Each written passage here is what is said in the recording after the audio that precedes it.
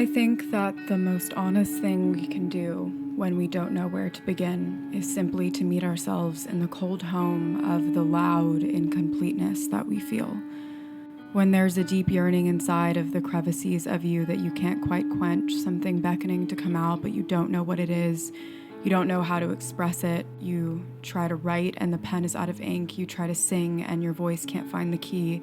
You speak, there's cracks and there's breaks out of your mouth before there are words. You try to create and all that comes out of you is regurgitations of recycled versions of a previous expression that didn't quite satiate you once enough before.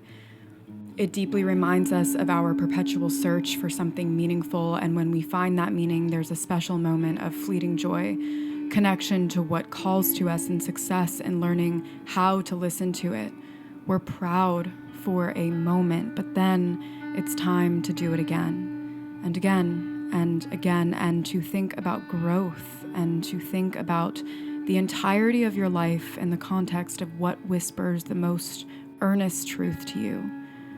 Your passion, the endless journey of searching, finding, losing, searching again. Is life not enough to make something untouchable, touchable, to create poignance out of pain, to transmute the physical into something felt, is a gift, one that we are all equipped with in some way, shape, or form. And when you've done it before and you can't do it again, you can't find the way to execute, the inspiration feels bleak and dry and numb. It is painful. When this happens, it's important to ask yourself, who are you when no one's watching? And when they are watching, what are you trying so hard for? What are you trying to prove? Where are you lying to yourself, craving to be understood but fearful of being perceived? What an oxymoron. What a godforsaken fucking paradox. The lies we tell to ourselves about what we need to be, how we need to act, how the world needs to see us for us to feel okay, swimming farther and farther out to sea in the dimness of our own deception. We lose our honesty, we lose our oneness, we lose our connection to what calls to us when we make it about other people, when we make it about needing to make sense, when we make it about needing to be seen, to be understood, when ironically that happens when we don't try so hard for it to. If you can look in the mirror and stare at the person back at you and feel, even if it's sadness, even if it's anger, even if it's the most dreary, despondent darkness you've ever felt, but if you can feel honest, at the very least, you are among the rare.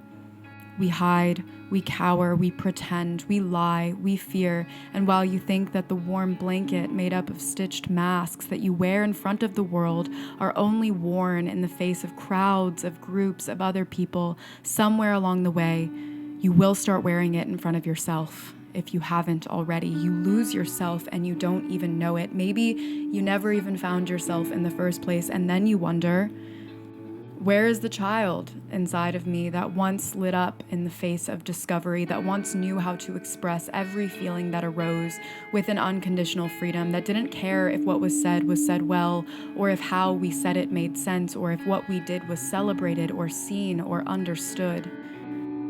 I made a TikTok this week that was about a kind of fearful avoidance and yearning to be understood, but fearing to be perceived, and had quite a few comments on it saying things like, how did you jump right into my mind and take the thoughts out of my head? And it's funny because it proves the antithesis of that fear, that while we hide and cower in the face of intimacy at times, somehow total strangers go through exactly what we go through. That's why no matter where you are at any given moment, the best thing that you can do for yourself, for the world, is just to admit full-fledgedly that you are where you are, and with a confidence that this world is flux, oscillating between goodness and darkness, and that wherever you land in that multitudinous spectrum is just fine, because our personhood is closely knit with our own fluid evolution. If you crave but fear intimacy, if you crave but fear freedom, if you crave but fear love, there's a part of you that is denying who you are, not to everyone else, but to yourself. If you can find freedom in the corners of your room, but not in one flooded with people, ask yourself, what are you trying to hide? Who are you hiding from?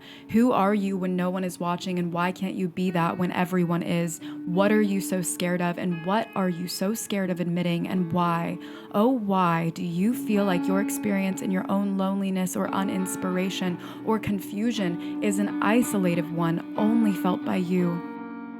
We're funny creatures, the only mammals with opposable thumbs and brains that move quick with the wit of lightning to analyze and decode and detect and protect a million emotions put into words, defined in dictionaries, understood by all of humanity, language with the ability to be translated into different language, into art, into breath, that we can all find a way to understand.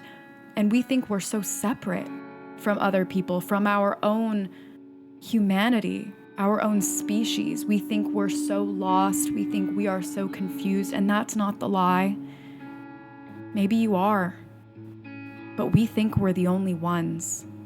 That's the lie. And the more that you live it, the more that you tell it, the more that you cut yourself off from the flow of healthy blood to your beating heart that yearns to express, that craves to be seen, that craves to be understood, the more you carve parts of yourself off from the flow of our inevitable interrelatedness, the more you unplug the light bulb of connectivity that strings us all together.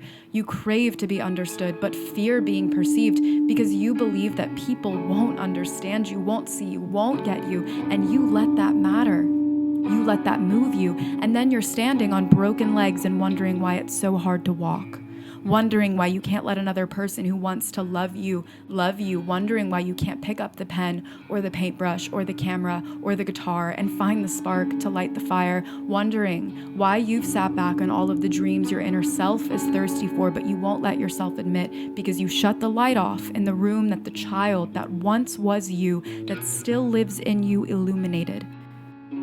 You told yourself you weren't worthy. You told yourself you couldn't. You told yourself it was too frightening, and you believed it. The cage is open. You can walk out anytime you want. Why are you still in there?